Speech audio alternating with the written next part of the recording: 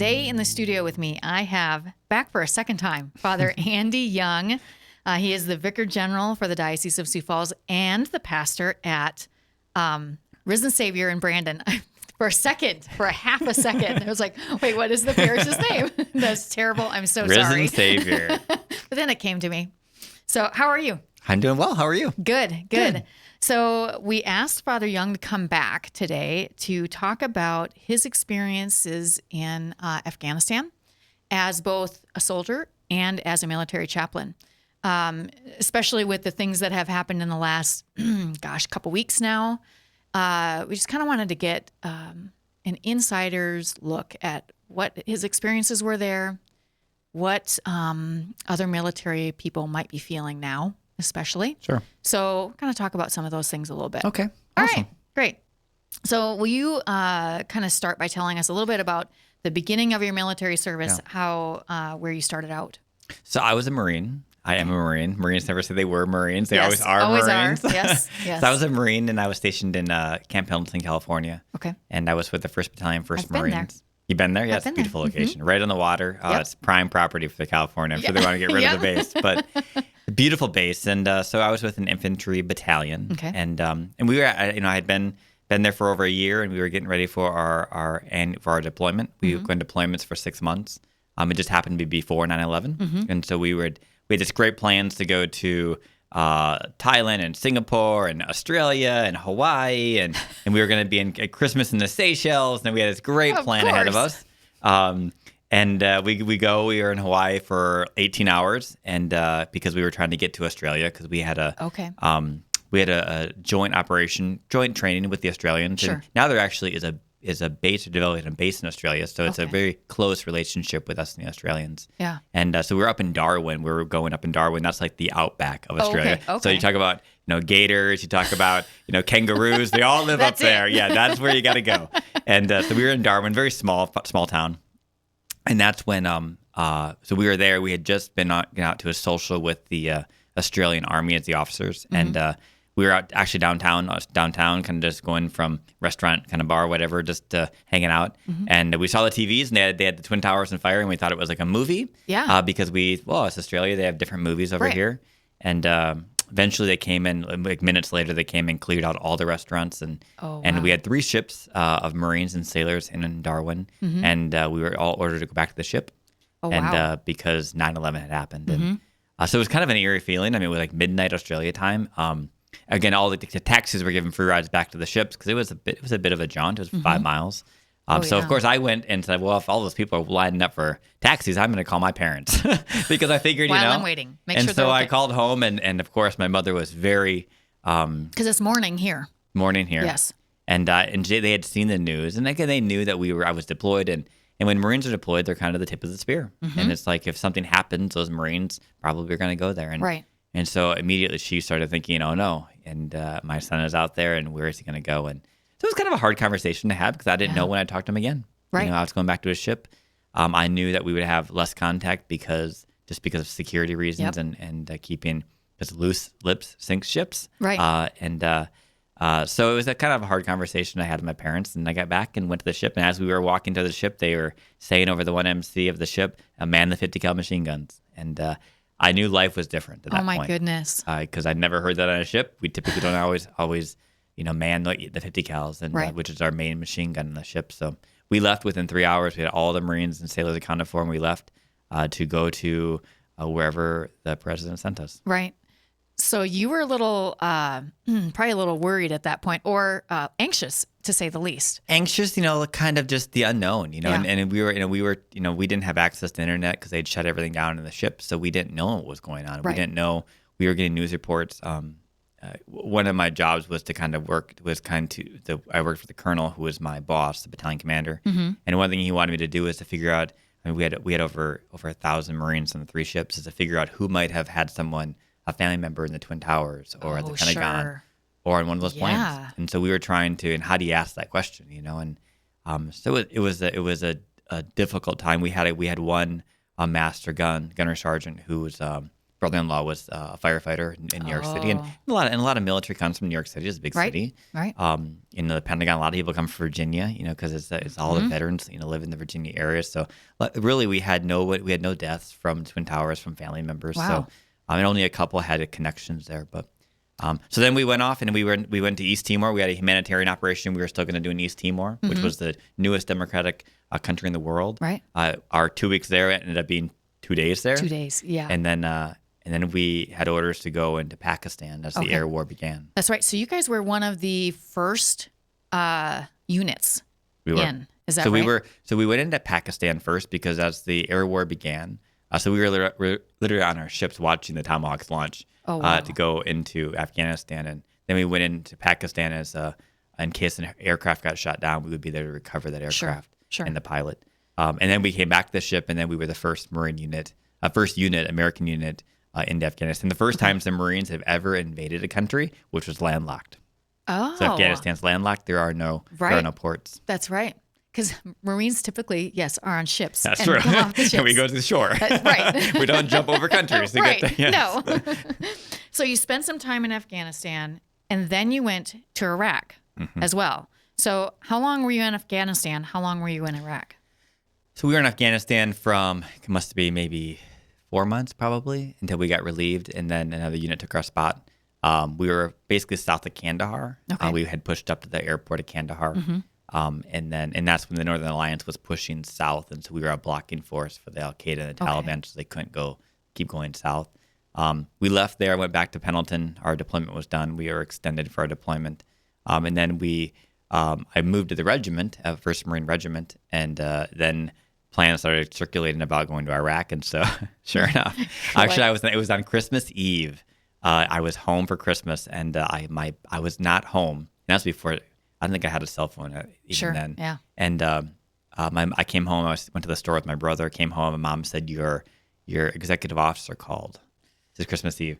And so I called him back, and he said, "We got the orders. We're going to deploy to Iraq." And so I told my mom, I said, "Well, I need to leave tomorrow, go back to California." And so that was a hard. My poor parents. No, I'm kidding. And so back to California I went, and then we deployed in January. Yeah. We deployed to Iraq, and so we were in Kuwait, and then we were with the force that invaded into Iraq. So you had a lot of firsts. A lot of firsts. A lot of firsts you didn't really want. First is the first. Okay, so I don't want to. There are so many things to talk about with you with this stuff. So I want to kind of move. You spent another year in Iraq or 2? About 6 months, 7 months. Yeah. Okay. When you got out of the service, you were in 4 years, I imagine. Almost Or 6 was it years. more? Almost 6 years. Okay. And most of that time was spent Afghanistan and Iraq. Yeah. So not to just gloss over that, but when you got out of the service, you did something completely different. I did. Well, I initially got out, and I taught high school for 2 years, actually, in California. And then, but I really got out of the military because I really felt God was calling me to live a different vocation and a vocation of the priesthood. And that's really why I left the Marines. I probably would never have left the Marines if I didn't feel that God was calling me to the priesthood. And again, I took a couple different twists and turns. Initially, sometimes I got to get a little cold feet at first with the order I was thinking about joining in California, and I think God had a plan with that. And I taught high school for a couple of years, and then eventually made the decision to come back to Sioux Falls, in the Diocese of Sioux Falls, and go to seminary. Yeah. And so you went to seminary, became a priest, and you were at the cathedral for a year. Is 3 that years. right? 3 years. Okay. Longer than I thought. And then was it your idea to be a military chaplain, or was this someone else's idea? Well, when I was in the military, the role of the chaplain is very important. Yeah. Imagine it was important for you during that time in Afghanistan and Iraq. Yeah. Absolutely. I mean, we, it's like when I was in Afghanistan, we didn't have a priest with us. We had a chaplain, but no priest. And so literally they flew, because I was a Eucharistic minister, extraordinary Eucharistic minister. And at the time, even as a non-priest or deacon, non-ordained, I could distribute communion in time of need. And so the military policy has changed now. Archdiocese military does not allow that anymore. But literally, so I was the lay leader in Camp Rhino, Afghanistan, south of Kandahar, and they flew Jesus in from Qatar and so I could distribute communion. The pilot on the plane was a Eucharistic minister. He brought Jesus from the priest, and that pilot gave Jesus to me. That's really beautiful, though. And we were able to have, and so I always kept Jesus on my body. It was a requirement to keep Jesus with me. Right. And so, it was, and so again, knowing the need of receiving the sacrament, the Eucharist, and before we went from Kuwait into Iraq, we had daily mass, and we would get, hundreds of Marines coming to mass, and receiving the Eucharist and lining up for confession. Right. Because again, we were entering a country we didn't know what Saddam Hussein had. Yeah. Chemical weapons were real. Well, we didn't know what we didn't had. Yeah. We didn't know, and so again, when there are no atheists in foxholes, right? And that is true, and people wanted to have that protection and peace that Christ could give. Yeah, that's super important. And I wanted to, and so when I became a priest, and part of the idea was that I would go back and serve at least 5 years, and I did in different services as a chaplain. I was co-sponsored by the military archdiocese, right? And so again, it was the desire. I love parish work. I love being in the parish. I love the diocese.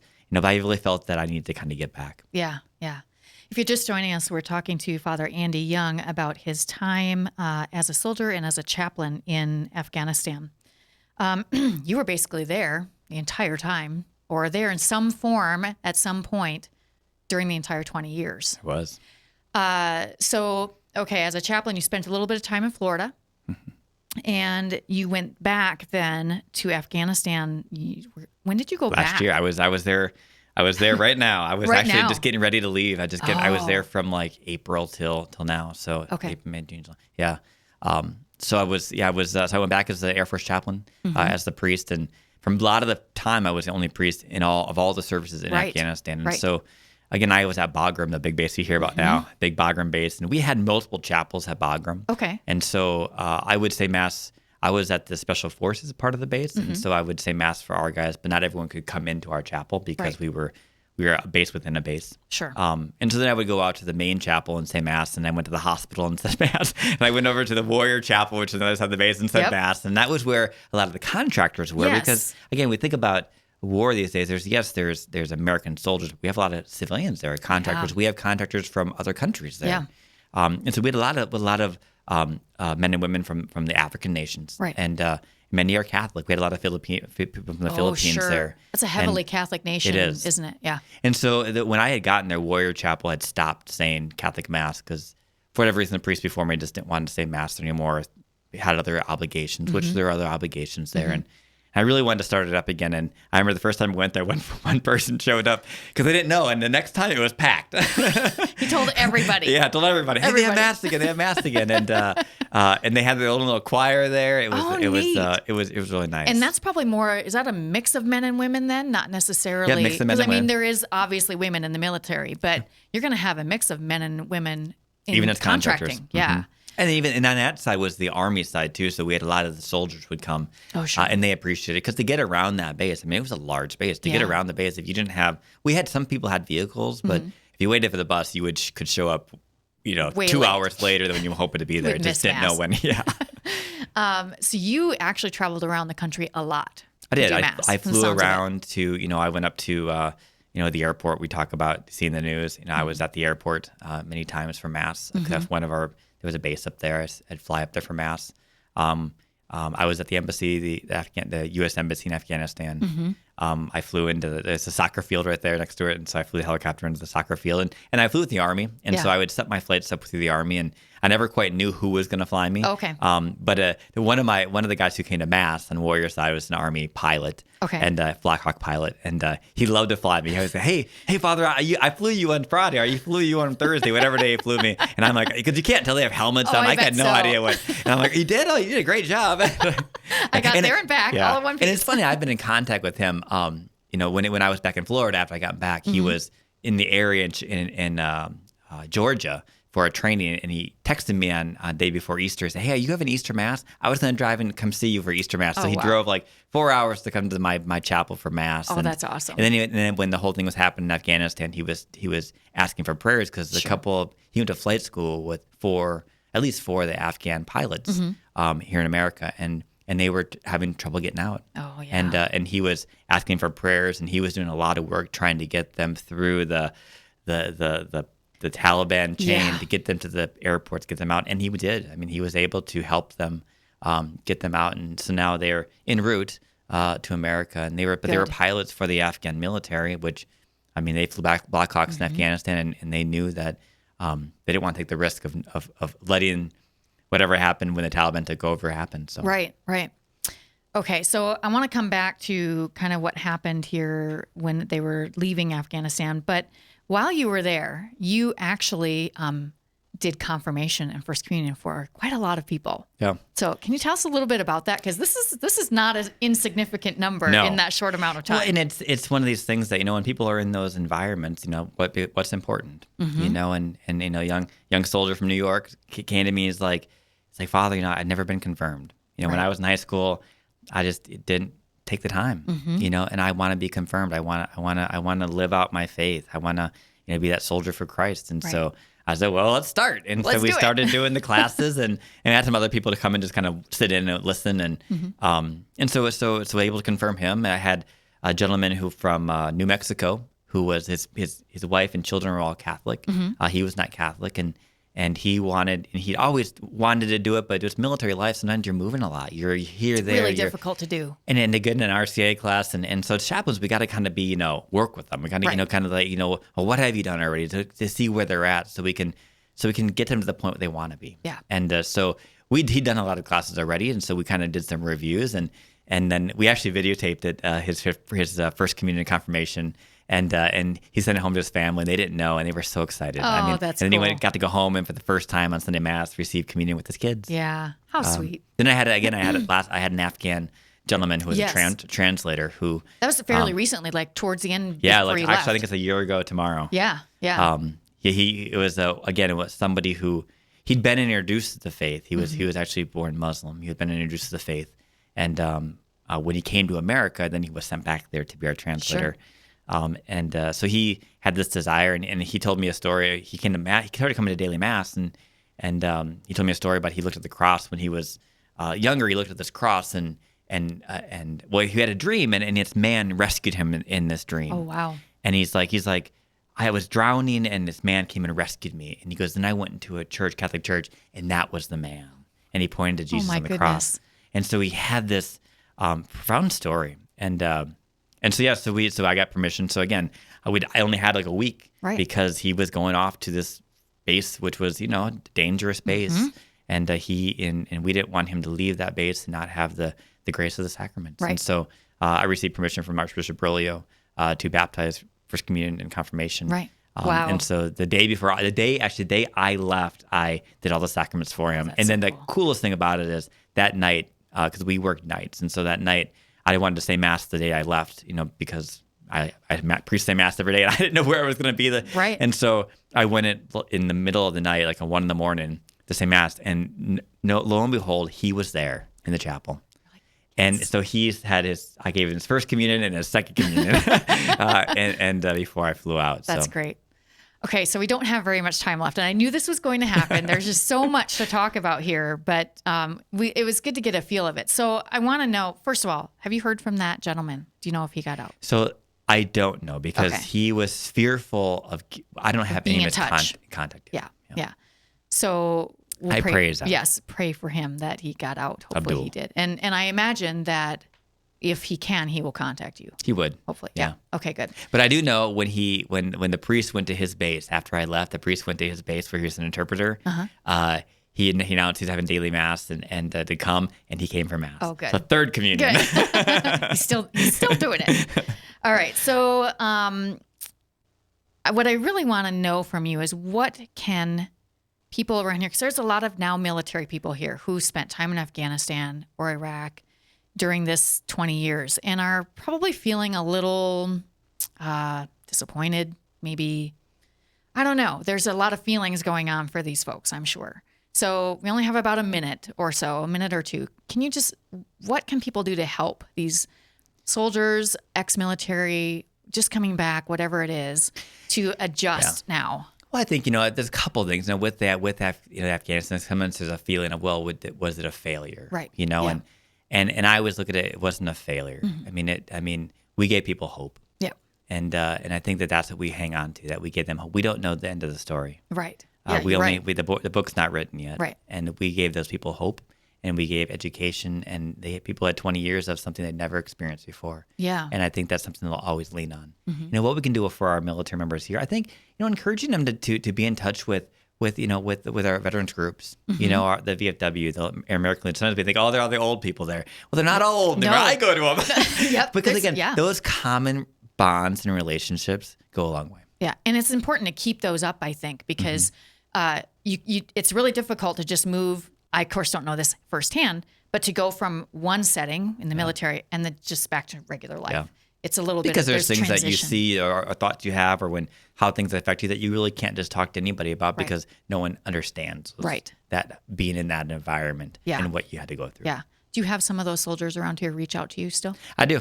I do. I have, I have soldiers that I served with, Marines and sailors that still contact me. Yeah. Good.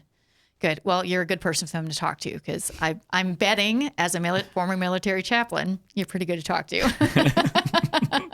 Thank you very much, Father Young, for being here with us. I wish we had more time to spend with you. I'm sure we'll have you back again. Thanks, Renee. Thanks Thank a you. lot. All right. If you haven't found us on social media yet, you can find us at Facebook, Twitter, Instagram, and YouTube at SF Diocese. And you can always find all kinds of things about what's going on in the diocese at our website at sfcatholic.org. That is it for us today. Hope you'll join us again next week for more Catholic Views.